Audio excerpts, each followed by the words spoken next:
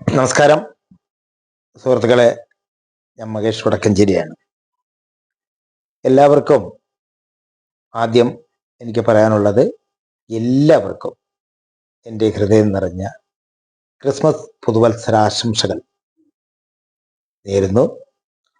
കഴിഞ്ഞ 2025 നമുക്കെല്ലാവർക്കും വളരെ സന്തോഷകരമായ, ഒരുപാട് പ്രശ്നങ്ങളൊന്നും നാട്ടിലില്ലാണ്ട് വളരെ നന്മയേറിയ ഒരു ദിനമായിരുന്നു നമ്മുടെ കഴിഞ്ഞ 2025. അതുപോലെ 2026 നമ്മുടെ നാട്ടിനും നമ്മുടെ എല്ലാ മനസ്കർക്കും ഐശ്വര്യത്തിൻ്റെയും നന്മയുടെയും ഒരു നല്ല ദിനമായി മാറട്ടെ എന്ന് ഞാൻ ആദ്യം സർവശക്തനോട് പ്രാർത്ഥിക്കുകയാണ്. രണ്ടാമത് എനിക്ക് പറയാനുള്ളത്, 2025 നിരവധി ചാരിറ്റി പ്രവർത്തനങ്ങൾ, 26 വർഷത്തോളമായി ചാരിറ്റി പ്രവർത്തനം ഞാൻ നടത്തുന്നു. ഒരുപാട് അർഹതപ്പെട്ടവരെ ഏറ്റെടുത്ത് സംരക്ഷിക്കാനും അതുപോലെ അർഹതപ്പെട്ടവരെ ജനങ്ങളുടെ മുന്നിലേക്ക് കൊണ്ടുവരാനും ആത്മാർത്ഥമായി സഹകരിച്ചും പ്രവർത്തിച്ച ഒരു വ്യക്തിത്വമുള്ള ഒരു പ്രവർത്തനമാണ് ഞങ്ങൾ ചെയ്തിട്ടുള്ളത്. ഇനിയും ഈ 2026 നന്മയേറിയ പ്രവർത്തനവും നല്ല നല്ല വീഡിയോകളും നല്ല നല്ല കാര്യങ്ങളും ഒക്കെ വരുവാൻ നിങ്ങളുടെ ഓരോരുത്തവരുടെയും സപ്പോർട്ടും സഹായങ്ങളും ഞങ്ങൾക്ക് ആവശ്യമാണ്. വേറെ സന്തോഷം എന്ന് പറഞ്ഞാൽ, ഒന്നിലധികം സിനിമകളിൽ എനിക്ക് ഒരുപാട് അവസരങ്ങൾ കിട്ടുവാനും ഈ അവസരത്തിൽ ഈ 2025 എനിക്ക് സാധിച്ചു എന്നതാണ് എൻ്റെ ഒരു സത്യം കൂടി.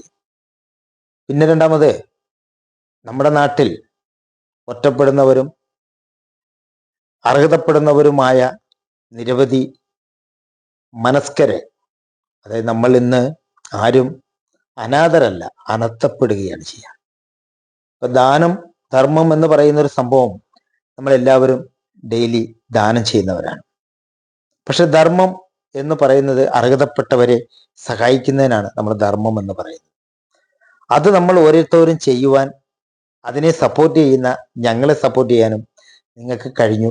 ഇനിയും ഉള്ള കാലഘട്ടങ്ങളിൽ നമ്മുടെ നാട്ടിൻ്റെ നന്മയ്ക്കായി നമ്മളെപ്പോലെ ജനിച്ചു വളർന്ന സഹോദരങ്ങളെ, സഹോദരികളെ, വിദ്യാർത്ഥികളെ, അതിനൊക്കെ ഒറ്റപ്പെടുന്നവരെ ഒക്കെ സഹായിക്കാൻ ആത്മാർത്ഥമായ സത്യസന്ധമായ സേവനവും ആ മനസ്സിൻ്റെ ഓരോ ഉടമകളും നന്മയുടെ ഉടമകളും ആയി മാറുവാൻ ഈ 2026, അതായത് പുതുവത്സരം, ഇനി ഏകദേശം ചെറിയ ദിവസമുള്ളൂ.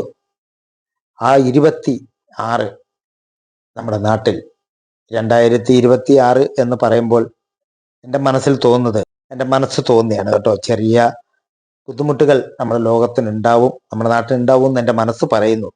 ഇത് ദുരന്തമാവാം, അല്ലെങ്കിൽ ഇതൊന്നും വരാതിരിക്കട്ടെ എന്നതാണ് എൻ്റെ പ്രാർത്ഥന.